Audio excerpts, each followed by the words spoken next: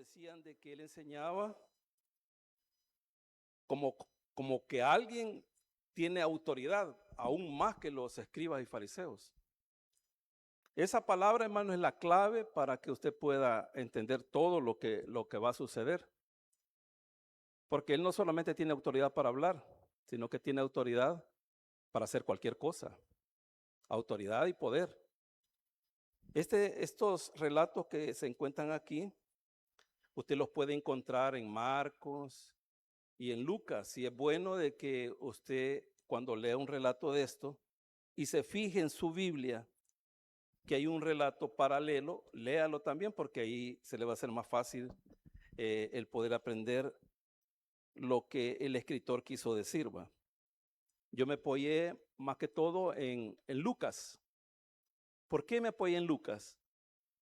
Porque el Señor Jesús va a sanar a la suegra de Pedro y él es médico. Él es médico. Entonces él va a dar fe de lo que va a suceder aquí. En cambio, Mateo y Marcos, ellos no son médicos, pero aquí en Lucas, usted lo puede ir a ver, él da una información tremenda, hermano. Y como cada escritor ordena lo que va a escribir según lo que él quiere transmitir. Y si usted se va a Lucas, ahí en el capítulo 4, usted se va a dar cuenta de que antes, esto no fue porque él ya tenía la información y él sabía cómo iba a escribir, y por eso antes de lo del acontecimiento de la suegra de Pedro, él pone una liberación de un endemoniado. Eso no fue casualidad, hermano. Eso no fue casualidad. Eso había un propósito. Y el propósito Lucas lo escribe ahí. Ahí lo escribe. Y dice ahí el pasaje, cuando está cerrando, por cuando se dan cuenta de que él acaba de liberar a un endemoniado, ellos se hacen una pregunta. ¿Y qué es esa palabra? Dijeron así. Que con autoridad y poder, esa es la clave, hermano. Saca a los demonios. Entonces, les comento esto para que cuando usted tenga la oportunidad de leer la Biblia y quiera ir un poquito más allá, tiene que apoyarse con los pasajes paralelos, ¿verdad? Para que tenga una mejor información. Entonces, aquí Mateo, después de la sanidad de la suegra de Pedro, el Señor va a hacer liberaciones. Pero la clave la tenemos ahí atrás. Porque ellos acaban de decir ahí que ellos se admiraban de la doctrina, de lo que él enseñaba. Se admiraban. Porque él enseñaba como alguien que tiene autoridad. ¿Autoridad en qué? En hablar, en exponer. Pero ahora lo que va a hacer él es demostrar que no solamente tiene autoridad para hablar, sino que tiene autoridad, écheselo a la bolsa esto, sobre el mundo espiritual. Es una cosa. Él tiene autoridad y poder sobre el mundo espiritual y tiene poder sobre el mundo físico. Ese es Jesucristo. Ese es Jesucristo. Así que vamos a leer esto. Lo vamos a leer y ya con la información que usted tiene, se nos va a hacer más fácil la enseñanza de esta mañana. Dice la palabra del Señor en Mateo 8, versículo del 14 al 17, lo leemos en el nombre del Padre, del Hijo y de su Santo Espíritu. Vino Jesús a casa de Pedro y vio a la suegra de postrada en cama con fiebre. Y tocó su mano y la fiebre la dejó. Y ella se levantó y les servía. Cuando llegó la noche, allá Lucas dice, cuando el sol se estaba ocultando, o sea, ya estaba entrando la noche, trajeron a él muchos endemoniados Todo esto, hermano, está ocurriendo en la casa de Pedro. Y cuando llegó la noche, trajeron a él muchos endemoniados, o sea, muchos, y con la palabra echó fuera a los demonios y sanó a todos los enfermos, el mundo espiritual y el mundo físico. O sea, ellos estaban viendo eso con sus propios ojos. Y dice ahí, o sea, es la razón por qué hizo eso él. Para que se cumpliese lo dicho por el profeta Isaías cuando dijo, esto está en el 53, hermano. Cada vez que nosotros hacemos Santa Cena, nosotros lo leemos.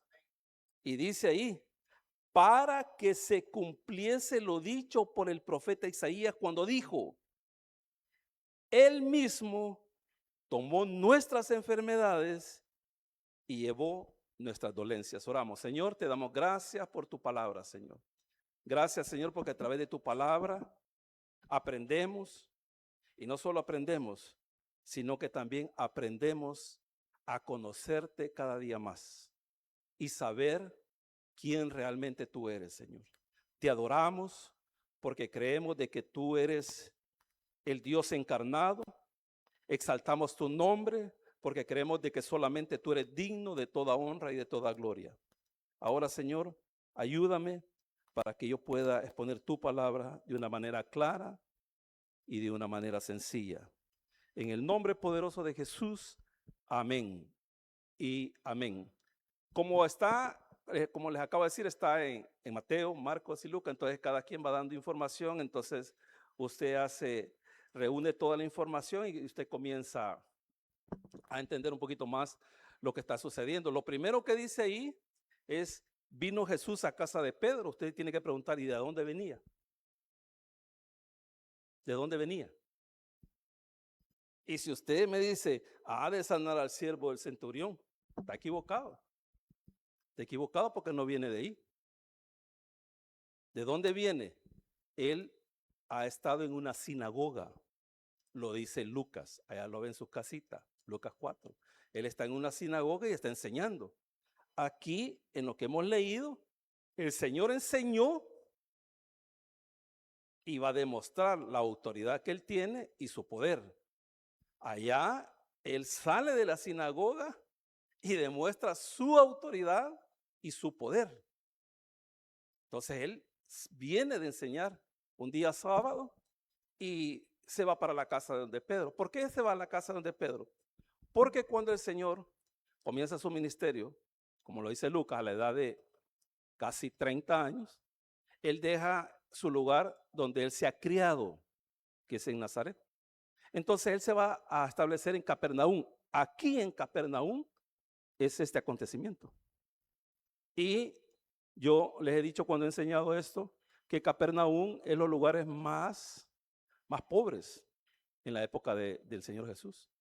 O sea, la gente más marginada, la tienen marginada a tal punto que los de la ciudad, los de Jerusalén, a ellos los ven como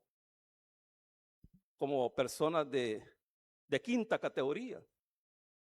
¿Por qué? Porque ellos eran personas sin letras, eran personas pobres. Llegó un momento de que los mismos judíos, a los, ¿cómo se llama? A los de ahí de Galilea, les llamaba gentiles. Porque los veían así, eran de sus propias personas, o sea, eran sus propios hermanos de la misma nación, pero los veían así. Entonces, el Señor se va y se va donde están las personas menos favorables, hablando en todos los sentidos. Se va ahí y muchas personas creen que él vivía con Pedro. Era su lugar donde se quedaba, porque él como andaba en todos los lugares, entonces él iba a un lugar, se quedaba ahí, iba a otro lugar, se iba ahí. Cuando venía a Jerusalén, a él le gustaba quedarse. Cuando no le daban chance de dónde quedarse, él se quedaba en el Monte de los Olivos. Lo dice el final del capítulo 7 del Evangelio de San Juan. El siguiente día él va a hacer la enseñanza, y cuando le llevan a la mujer sorprendida en adulterio. Pero ahí dice que él se va para allá y allá está orando, pasa orando toda la noche y baja y continúa enseñando en el templo. Entonces ahí dice la palabra del Señor que vino Jesús a casa de Pedro y vio a la suegra de este postrada en cama con fiebre. Es bien tremendo, hermano, porque fíjese que cuando el Señor llega ahí, no solamente vive Pedro con su suegra, obvio que debe haber tenido su esposa, algunos creen que ha tenido también familia, y hoy está el Señor, y en algunos pasajes, y algunos comentaristas creen que también hasta Andrés vivía ahí. Estamos hablando, hermano, de dos familias ahí, en una casita, y cuando hacía frío, cuando hacía mucho frío extremo, las pocas cositas que tenían, o sea, de animalitos, los metían para que no se congelaran. O sea, y usted ya se puede imaginar ese cuadro. Por eso, ahí cuando dice que cuando llegan a buscar a la mamá llega a buscar a Jesús con sus hermanos, dice que la casa estaba llenísima. O cuando va a hacer la sanidad de aquel que está paralítico, que no podían entrar. Pues sí, no podían entrar, hermano, porque la casita era chiquita. Se topaba. Entonces, en esas situaciones, el Señor llega y encuentra a la suegra de Pedro postrada. Eso no era, hermano, algo habitual. O sea, en la época del Señor, acuérdense que no habían camas. Habían, para que usted entienda un poquito más, lo que tenían eran petates. Entonces ellos tiraban el petate, ponían algo ahí, y de ahí en la mañana lo enrollaban y lo colgaban así. ¿Por qué? Porque no había espacio. Él llega ahí y la hay acostada. Y Marcos dice que le comienzan a decir lo que ella tiene. ¿Quiénes le comienzan a decir lo que ella tiene? Allá Marcos dice de que llegó Andrés, Juan y Jacobo, hijo de Zebedeo. Entonces ellos le comienzan a decir de que está enferma. No se relata por qué tiene la fiebre. Pero usted sabe que cuando una persona tiene fiebre es porque hay una infección. Pero, hermano, pero ahí no hay tetraciclinas. Ahí no hay antibiótico. Y por eso me gusta el relato de Lucas, porque Lucas es médico. Entonces, pero viene el Señor, usted puede ver en el relato de Marcos y de Lucas, de que es un poco diferente en lo que vamos a leer aquí en el 15. Y tocó su mano y la fiebre la dejó. No solamente fue eso. No solamente fue eso. ¿Qué es lo que hizo el Señor? Reprendió, dice, la fiebre. O sea, la regañó. Para que me entienda un poquito. Pero yo les pregunto a ustedes, ¿una fiebre o una enfermedad tiene oídos? No tiene oídos. ¿Tiene voluntad una enfermedad? No tiene voluntad. Por eso me gusta Lucas, porque Lucas viene antes de esta sanidad, él pone una liberación. ¿Por qué les digo esto? Porque el Señor utiliza la misma palabra con los demonios, los reprende y dice que al instante los demonios lo dejaron. ¿Por qué? Porque los demonios oyen y entienden. Y dice que el Señor los reprendió y lo dejaron al hombre. Eso es bien interesante, hermano. Porque el Señor está utilizando la misma palabra en la sanidad de la suegra de Pedro. O sea, le dijo a la fiebre, ¿y vos qué estás haciendo ahí?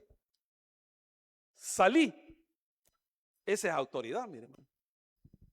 Ese es poder. Por eso la gente cuando veía eso, ellos, y decía, y esas palabras, ¿cómo es eso? Igual va cuando el Señor va en la barca, se va hundiendo la barca.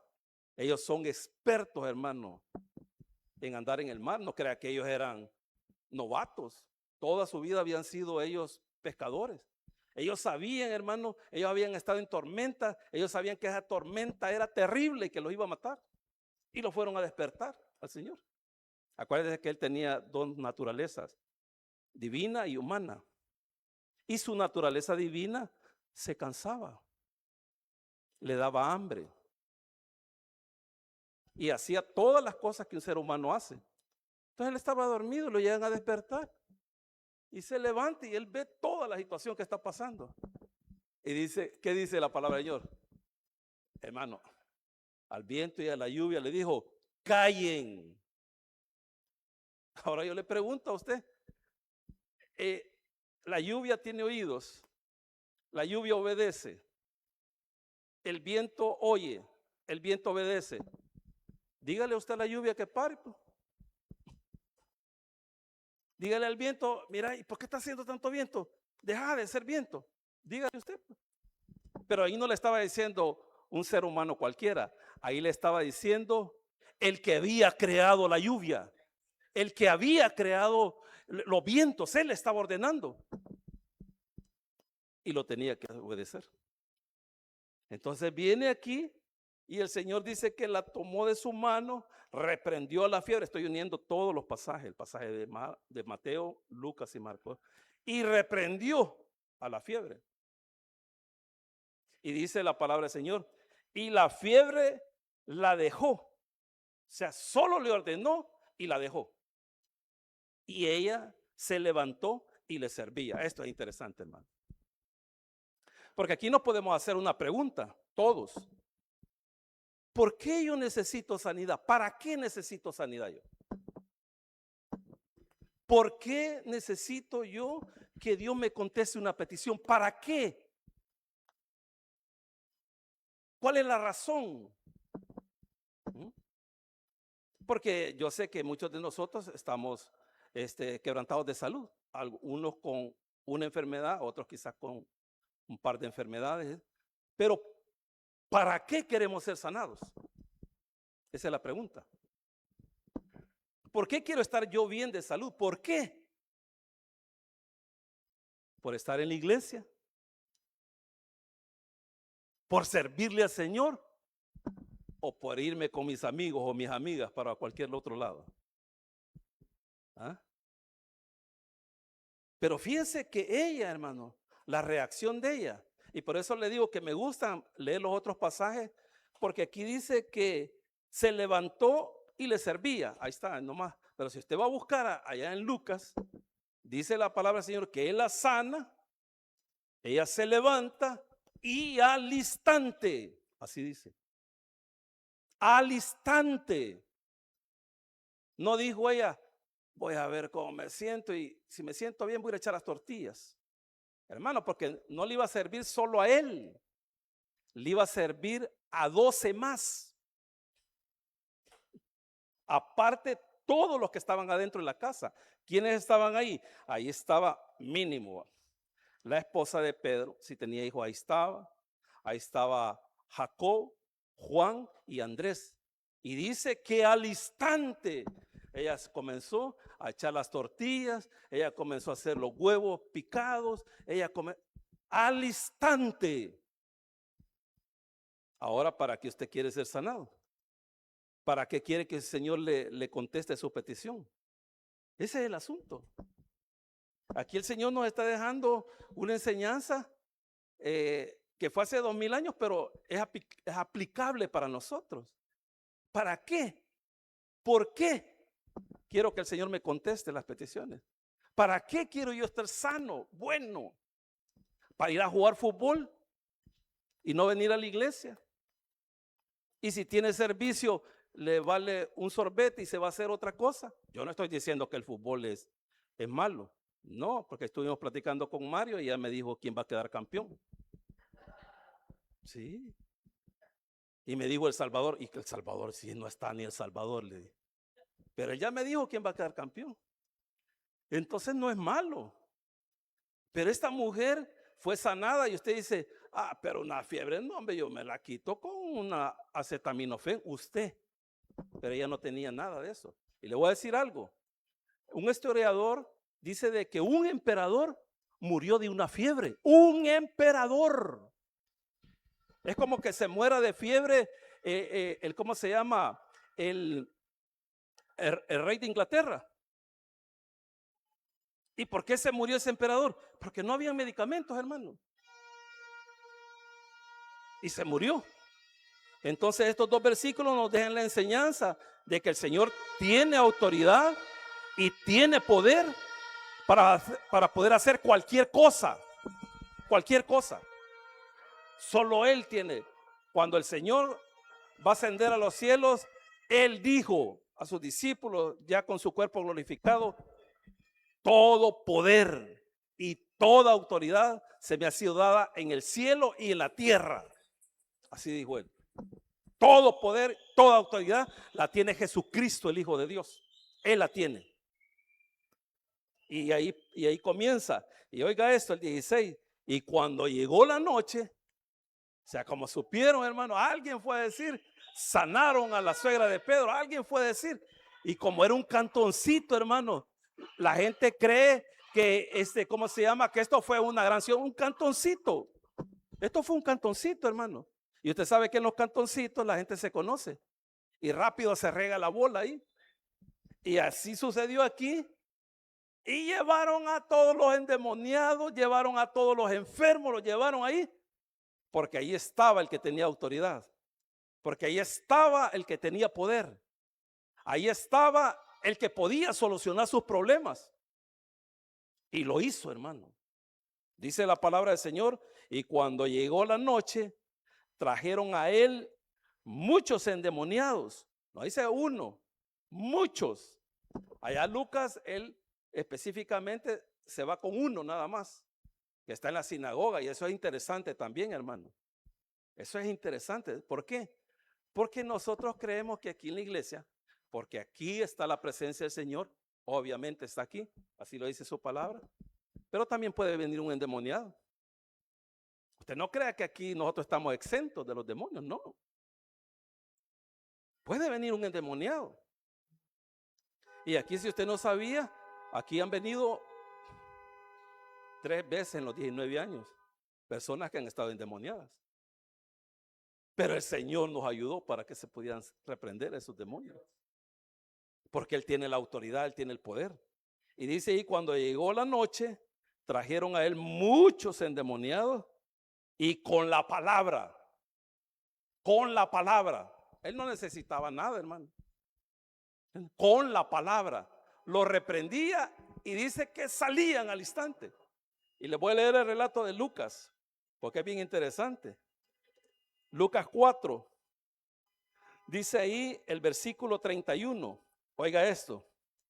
Acuérdense que Lucas, cuando él comienza a escribir su evangelio, él dice que con toda diligencia investigó. Él era, aparte de que era doctor, era un investigador, era también un teólogo, porque ahí lo dice el versículo 2 del capítulo 1.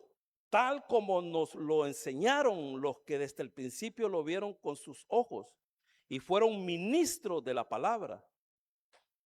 No, el 1 dice, puesto que ya muchos, esos muchos, hermanos, fíjense que en totalidad hay más de 22 evangelios, pero solo 4 quedaron.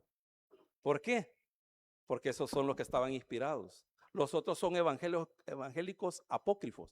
Pero Lucas se informó y dice ahí, puesto que ya muchos han tratado de poner en orden la historia de las cosas que entre nosotros han sido ciertísimas, tal como nos los enseñaron los que desde el principio lo vieron con sus ojos y fueron ministros de la palabra, me ha parecido también a mí, después de haber investigado con diligencia todas las cosas desde su principio, escribírtelas por orden, oh excelentísimo Teófilo.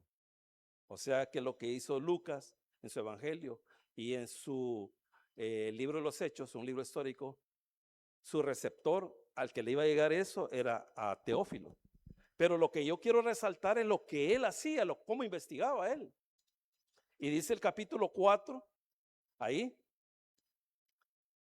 versículo 31, descendió Jesús a Capernaum. Acuérdense que él estaba sanando al siervo de ¿cómo se llama? De centurión. De ahí se va para Capernaum, donde vivía Pedro y él con Pedro. Y ahí él sale en el día de reposo, aquí lo dice, descendió Jesús a Capernaum, ciudad de Galilea, y les enseñaba en los días de reposo. y se admiraban de su doctrina, porque su palabra era con autoridad. Ya la habían dicho una vez. Hoy están en una sinagoga, ya están bajando de un monte y lo han dicho. Aquí están en una sinagoga. La gente decía, la gente se había dado cuenta. Y dice ahí, estaba en la sinagoga un hombre que tenía un espíritu de demonio inmundo, el cual exclamó a gran voz diciendo, déjanos. Imagínense que el demonio dándole órdenes al Señor. Y le dice ahí, déjanos. Y le hacen una pregunta, ¿qué tienes con nosotros, Jesús Nazareno? ¿Has venido para destruirnos? Yo te conozco. ¿Quién eres? Imaginen lo que saben los demonios. Los demonios conocen quién es Jesús. Y lamentablemente, hoy en nuestros días, 2000 años después, hay hermanos en las diferentes iglesias que no saben quién es Jesús. Eso da tristeza, mire, porque los demonios saben quién es Jesús. Y ellos saben que Él los puede destruir si Él quiere. Y usted sabe que Jesucristo, lo vamos a ver ahí, porque es una profecía que se cumple cuando el Señor comienza a hacer todo eso. Usted sabe que Jesucristo, Él es el que murió y también resucitó, y que en la cruz Él llevó todas nuestras dolencias y todas nuestras enfermedades, pero usted no lo cree. Pero los demonios saben. Y dice ahí, le hacen la pregunta, yo te conozco, ¿quién eres? El Santo de Dios. Ellos mismos preguntan y ellos están respondiendo. Y Jesús les respondió diciendo, cállate, y salí fuera. Dice que lo reprendió y le dijo, cállate por favor y salí.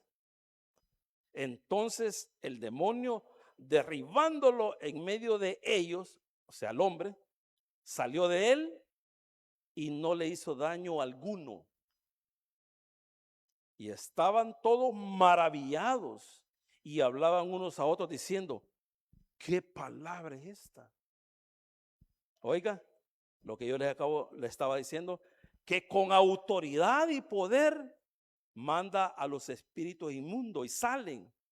Y su fama se difundía por todos los lugares de los contornos.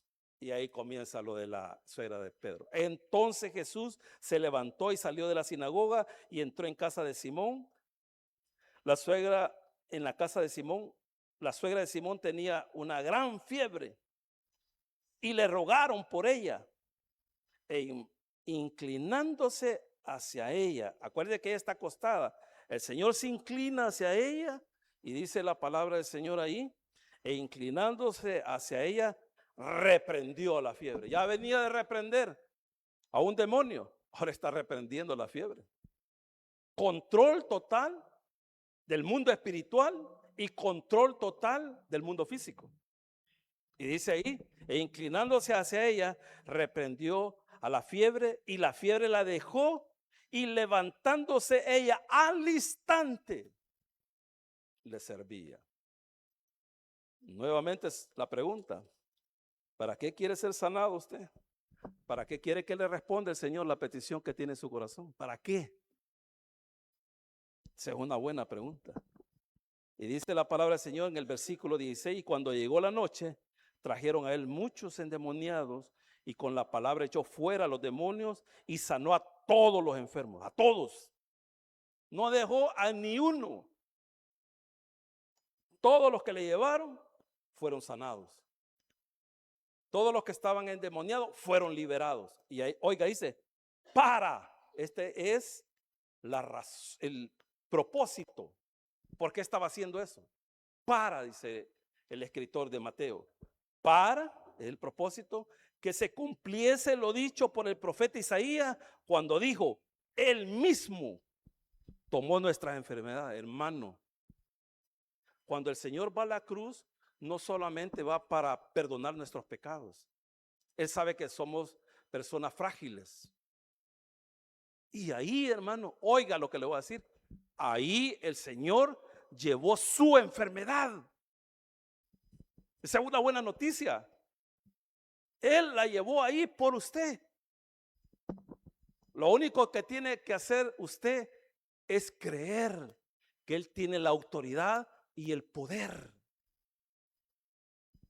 Porque aquí se está cumpliendo lo que Isaías había dicho 700 años antes. Dice ahí la palabra de Dios, para que se cumpliese lo dicho por el profeta Isaías cuando dijo, Él mismo tomó nuestras enfermedades y llevó nuestras dolencias. Démosle un fuerte aplauso al Señor, hermano. Oramos, Padre nuestro que estás en el cielo, te damos gracias por tu amor y tu misericordia. Gracias por tu palabra, Señor. Gracias, Señor, porque a través de tu palabra nosotros aprendemos, Señor. Primeramente, aprendemos a conocerte quién realmente tú eres, Señor. Señor, nos quedamos admirados, sorprendidos lo que tú eres, Señor. Tú eres el autor de todo. Tú eres el que tiene el control de todo. Tú tienes el poder para hacer cualquier cosa, ya sea en el mundo espiritual como en el mundo físico, Señor. Te adoramos, te bendecimos, exaltamos tu nombre. Estamos muy contentos, Señor, de que tú nos hayas salvado. Estamos muy contentos, Señor, de que Dios nos haya escogido para que nosotros fuésemos salvos y no ir a condenación. Estamos contentos, Señor, de ser sus hijos. Estamos contentos de que usted, Jesús, el Hijo de Dios, sea nuestro hermano mayor. Te damos gracias, te damos gracias, te damos la gloria, te damos la honra. Gracias por todo lo que has hecho con nosotros.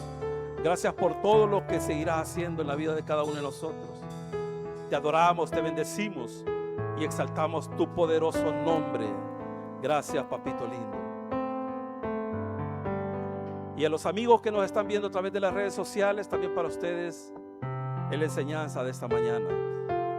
Solamente Jesucristo tiene el poder y la autoridad para perdonar pecados. Solo Él, no hay otro. El Padre le dio ese privilegio a Él. Solo a través de ese nombre usted alcanzará salvación y vida eterna. Así que yo lo invito para que usted lo pueda recibir como su Señor y Salvador. Quizás en este momento no hay muchas personas que estén viendo esta transmisión en vivo, pero eso no importa. Sabemos de que un día, a través de diferido, usted lo podrá ver. Tanto el que está en vivo como el que lo va a ver en diferido, para usted es el llamado. Recíbalo como su Señor y Salvador. Arrepiéntanse de sus pecados y Él es fiel y justo para perdonarlo y limpiarlo de toda maldad. Repita conmigo: Señor Jesús, yo te recibo hoy como mi único y suficiente Salvador personal. Creo que eres Dios, que moriste por mí en la cruz del Calvario. Perdona todos mis pecados. Me arrepiento. Salva mi alma hoy, para que cuando yo muera pueda estar contigo. Porque te lo pido en el poderoso nombre de Jesús, tu Hijo amado. Amén. Y amén. Démosle un fuerte aplauso al Señor. Que el Señor les bendiga, hermanos. Ya está el desayuno.